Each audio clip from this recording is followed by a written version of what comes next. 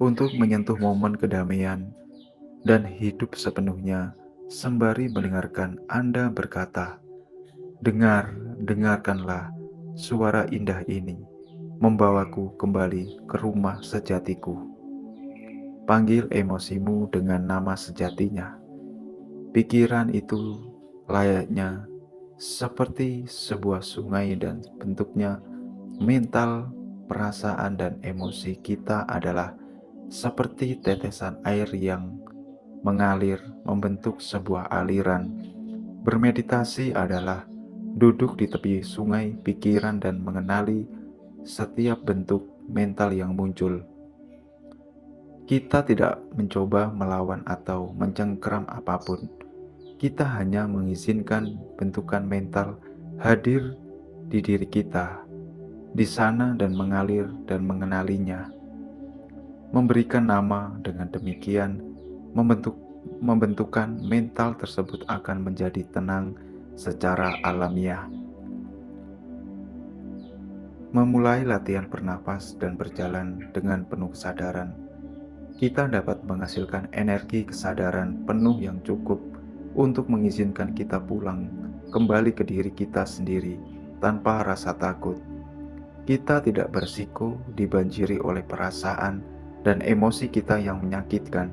Dengan energi kesadaran, kita dapat mengenali perasaan dan emosi tersebut, tersenyum kepalanya, dan berkata, "Halo, rasakan sakitku, kesepianku, kesedihanku. Aku tahu kamu ada di sana, dan aku akan merawatmu dengan baik-baik. Halo, kemarahanku, kesedihanku, ketakutanku. Aku tidak akan melarikan diri darimu. Aku bertekad untuk merawatmu dengan baik." Kita dapat menuliskan daftar tentang perasaan dan emosi sehingga kita dapat mengenalinya dengan mudah dan memanggilnya dengan nama sejatinya secara masing-masing. Mengetahui bagaimana cara menghadapi perasaan dan emosi yang menyakitkan adalah sebuah kunci. Sangatlah mungkin untuk mentransformasikan perasaan marah atau kesedihan menjadi pengertian, penerimaan dan welas asih. Memulai latihan kesadaran penuh, kita dapat belajar cara menghadirkan perasaan sukacita dan bahagia, menggembirakan pikiran dan menciptakan pandangan yang indah di dalam diri sendiri. Di sini juga sangatlah membantu untuk menyebutkan perasaan tersebut. Halo sukacitaku, kedamaianku, kebahagiaanku.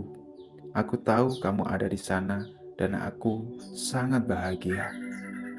Anak panah penderitaan yang kedua, ketika Anda terkena sepucuk anak panah, Anda merasa rasa sakit yang luar biasa.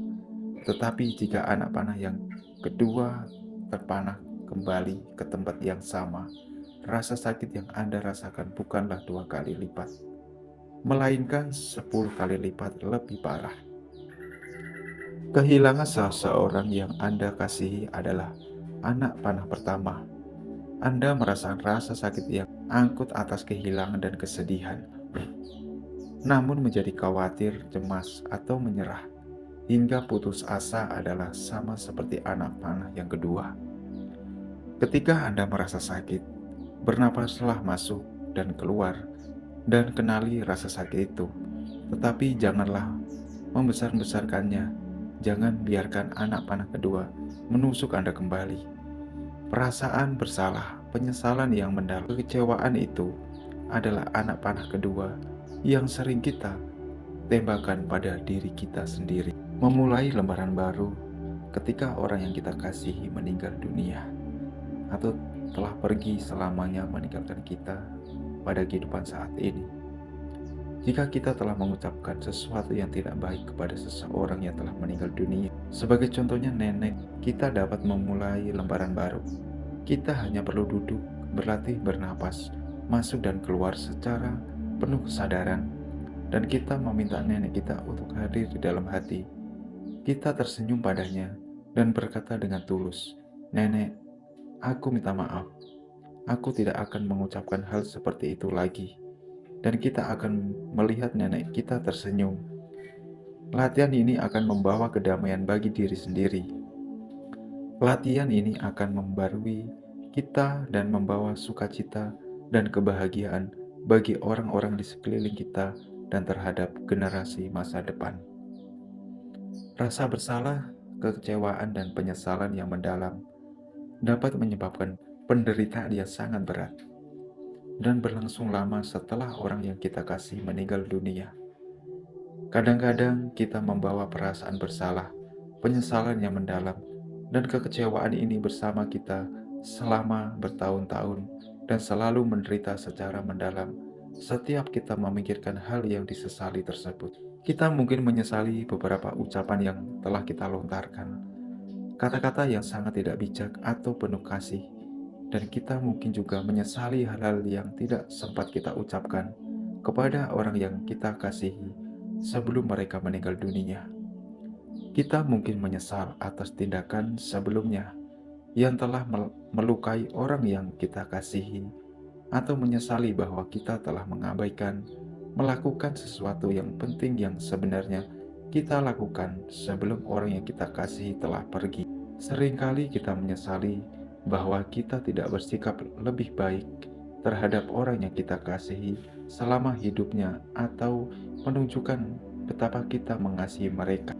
Sekarang kita mungkin merasa itu sudah terlambat, tetapi kita tidak perlu merasa penyesalan itu kepada orang yang kita kasihi hidup dalam diri kita, dan kita dapat berbicara dengan mereka kapanpun kita mau. Kita dapat meminta maaf atas ketidakterampilan kita dan minta maaf. Kita dapat tersenyum kepada mereka dan mengutarakan hal-hal yang seharusnya kita ucapkan tetapi belum sempat kita katakan. Katakan itu sekarang dan mereka akan mendengarkannya. Kita dapat memulai lembaran baru dengan orang yang kita kasihi bahkan setelah meninggal dunia. Dapatkah aku mencegahnya? Mengapa aku tidak menghabiskan waktu lebih banyak bersama mereka?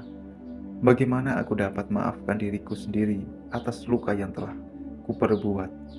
Bagaimana aku dapat meminta maaf dan meminta pengampunan ketika orang yang kukasihi telah tiada? Ini adalah pertanyaan-pertanyaan yang sering ditanyakan ketika mereka kehilangan orang yang mereka kasihi.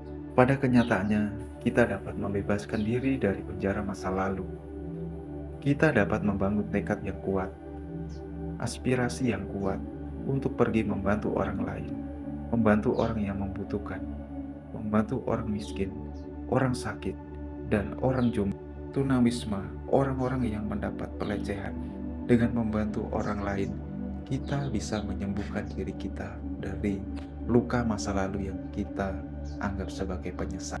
Jadi sebagai kata penutup, sebelum kita ditinggalkan oleh orang-orang yang kita kasihi, yang kita cinta, gunakanlah waktu Anda untuk memberikan sebuah kebahagiaan untuk mereka sebelum mereka tiada.